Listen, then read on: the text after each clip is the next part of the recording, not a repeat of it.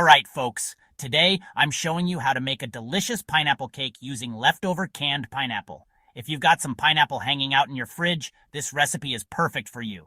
First thing, let's gather our ingredients. You'll need 1 cup of leftover canned pineapple, drained and chopped, 1 1/2 cups of all-purpose flour, 1 cup of granulated sugar, 1/2 cup of unsalted butter, melted, 2 large eggs, 1 teaspoon of baking powder, 1/2 teaspoon of baking soda, 1/4 teaspoon of salt, and 1 teaspoon of vanilla extract.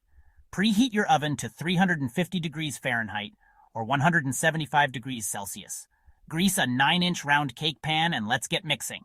In a mixing bowl, combine the flour, sugar, baking powder, baking soda, and salt. Give it a good stir. In another bowl, whisk together the melted butter, eggs, and vanilla extract.